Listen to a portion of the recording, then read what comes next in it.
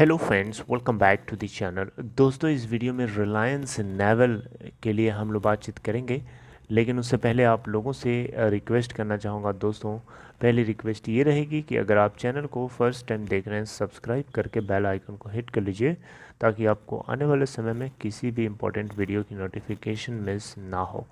दूसरी रिक्वेस्ट कि अगर आप डीमैट या ट्रेडिंग अकाउंट ओपन कराना चाहते हैं, डिस्क्रिप्शन बॉक्स में लिंक दिया गया है, आप चाहें तो देख सकते हैं। रिलायंस नेवल इंजीनियरिंग लिमिटेड अगर हम आज देखें दोस्तों, तो ये 14 मार्च को ओपन हुआ 3.75 पे। 3.75 इसका अपर सर्किट लगा हुआ है। आप देख सकते हैं 15 पैसे का अपर सर्किट है, यानी 4.17% अपर सर्किट क्या है ऊपर है। अगर हम टोटल अभी तक वॉल्यूम देखें तो लगभग 1 बजने वाले हैं और 5,35,330 टोटल क्वांटिटीज़ ट्रेड करी गई हैं और मार्केट कैप है 276 करोड़ रुपए।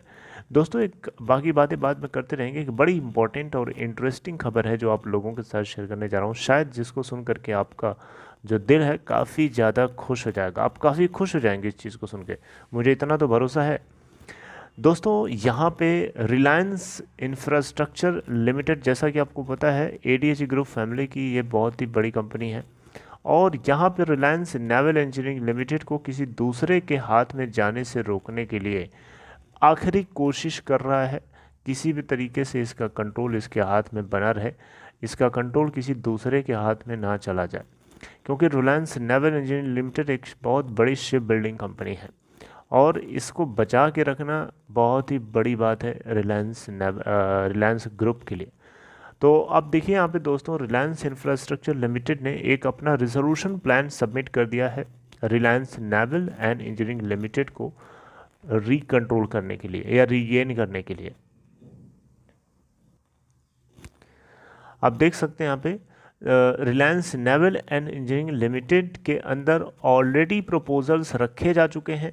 जो रिजोल्यूशन प्लान थे, दो लोगों ने ऑलरेडी सबमिट कर रखा है और उन दोनों लोगों को सेलेक्ट भी कर लिया गया है और उसके ऊपर अब वोटिंग कराई जानी है और उसको लेकर के 15 March 2022 is the last date for voting, यानी वोटिंग की डेट को आने वाले टाइम में आपको पोस्टपोन होता हुआ देखने को मिल सकता है। आने वाले टाइम के आज 14 है, कल 15 है, तो डेफिनेटली इसकी जो आखिरी डेट है वो पुश करके और आगे एक्सटेंड किया जा सकता है।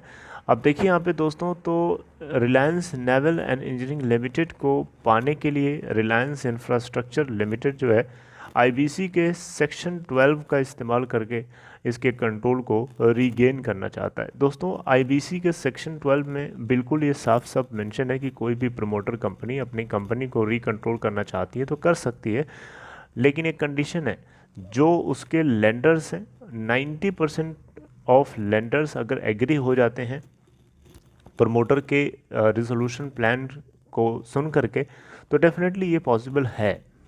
तो अब यहाँ पे लेंडर्स वोटिंग के चक्कर में पड़े थे। हैसल मर्केंटाइल, जो कि स्वान एनर्जी के साथ मिल करके पार्टिसिपेट किया हुआ है, एंड इसके अलावा नवीन जिंदल्स का जिंदल स्टील पावर लिमिटेड ने भी पार्टिसिपेट किया है। तो इन दोनों के रिजोल्यूशन प्लान के ऊपर वोटिंग होनी है और वोटिंग कराने से पहले इन्होंने ये काम कर दिया। तो देखना होगा कि जो इसके रिजोल्यूशन प्रोफेशनल हैं वो किस तरीके से रिएक्ट करते हैं। अब देखिए यहाँ पे रिलायंस इंफ्रास्ट्रक्चर क्या प्रपोज कर रहा है। देखिए अब बाकी दोनों क्या कर रहे हैं वो भी आपको बताऊंगा, ध्यान से सुनिएगा। रिलायंस इंफ्रास्ट्रक्चर का जो प्रपोजल है, लेंडर्स को 25 करोड़ रुपीस का अमाउंट अप फ्रंट पेमेंट के रूप में मिलेगा और इसके अलावा 25 crore at the end of first year और 50 crore at the end of second year और third years 50 crore at the end of second and third year, 75 crore after fourth year और 2300 करोड़ ईयर लेटर, एक साल आगे और 2300 करोड़ पूरा पूरा मिल जाएगा। दोस्तों, रिलायंस नेवल इंजीनियरिंग लिमिटेड के रिजोल्यूशन प्रोफेशनल हैं जिनका नाम है सुदीप भट्टाचार्य। अब यहाँ पे देखना होगा कि ये किस तरीके से मामले को देखते हैं। हैजल मर्केंटाइल की अगर हम बात करें तो इन्होंने जो टोटल ऑफर किया है 2040 करोड़ लेंडर्स को किया है, जिसमें से 1640 करोड़ फर्स्ट नेक्स्ट 5 ईयर्स के अंदर पे किया जाएगा और रिमेनिंग जो अमाउंट है वो कुछ सर्टेन ड्यूज़ को की रिकवरी हो जाएगी, यानी कंडीशनल पेमेंट है। अगर कुछ ड्यूज़ की रिकवरी नहीं होती है हजन मर्केंटाइल को आर नेवल से, तो फिर शायद वो एक डिस्प्यूटेड मामला बन सकता है।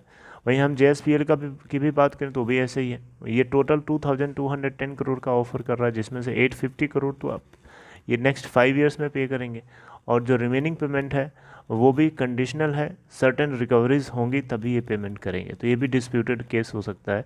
नेट प्रेजेंट वैल्यू अगर हम देखें यहाँ पे इस छोटे से टेबल के माध्यम से, तो आपको बड़ा अच्छे से समझ में आ जाएगा। रिलायंस इंफ्रास्ट्रक्चर का जो प्लान है, रेजोल्यूशन प्लान है, उसमें NPV यानी फ्रंट के रूप में 1694 करोड़ पेमेंट किया जाएगा। वहीं हम हैज़र मर्केंटाइल की बात करें तो ये नेट प्रेजेंट वैल्यू इसकी 1218 करोड़ है। Net present value of JSPL की बात करें 703 करोड़। एडमिटेड क्लेम्स है जो टोटल 12,429 करोड़। फेयर वैल्यू इस कंपनी की 1676 करोड़ और लिक्विडेशन वैल्यू है 1251 करोड़।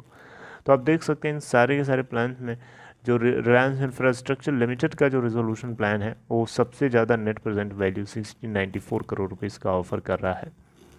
अब देखना होगा कि क्या सुदीप भट्टाचार्य को ये बात सुनाई देती है कि नहीं देती है, और देती भी है तो क्या लेंडर्स इसको पसंद करेंगे। अगर लेंडर्स पसंद कर गए तो यही तो चाहिए, 90% लेंडर्स अगर पसंद कर जाते हैं इस रेजोल्यूशन प्रपोजल को, तो डेफिनेटली ये एक ग्रीन सिग्नल होगा कि रिलायंस नेवल इंजीनियरिंग लिमिटेड किसी दूसरे के हाथ में ना जा करके रिलायंस ग्रुप के पास ही रहने वाली है। शायद यही एक कारण है जिसकी वजह से आपने अपर सर्किट लगा हुआ देख रहे हैं, और आपको दिखाई भी देगा आगे भी अगर सिचुएशन पॉजिटिवली डेवलप होती है तो। देखिए ये बात तो तय है कि अगर रिलायंस ग्रुप के पास ये कंपनी रहेगी तो डिलिस्ट नहीं होगी, लेकिन हाँ दूसरे के पास जाएगी तो उसकी कोई गारंटी नहीं है कि वो डिलिस्ट कराए या ना कराए। करा भी सकता है, नहीं भी करा सकता, क्योंकि हमने दोनों तरीके के केसेस देखे हैं। लेकिन हाँ इतना श्योर है कि अगर रिलायंस ग्रुप के पास ही रिलायंस नेवल रहता है तो ये गारंटी है, ये श्योर एंड सर्टेन है कि ऐसा कुछ नहीं होगा। कंपनी ऑन गोइंग जैसे चल रही है वैसे चलती रहेगी, बस इसको अब किसी तरीके से वो प्रॉफिटेबल बनाएंगे, किसी तरीके से इसको इसके मिलने वाले प्रोजेक्ट्स को टाइमली एग्जीक्यूट करके इसको प्रॉफिट जनरेट करवाएंगे, बस यही उनका मेन मोटो है। तो ये बहुत अच्छी बात है और देखना होगा कि आगे क्या डेवलपमेंट होता है। देखिए आज 14th है और आगे 15th है, 15th बहुत ज़्यादा दिन कुछ ही घंटे बचे हैं। सो हम लोगों को कोई डेवलपमेंट होएगा पता चलेगा तो मैं आपसे ज़रूर डिस्कस करने वाला हूँ। Okay friends, so this is all about this video. I hope like this information. अगर आपको कंटेंट समझ में आया हो तो अच्छी बात है, सपोर्ट करने के लिए वीडियो को लाइक कर सकते हैं एंड टेक केयर।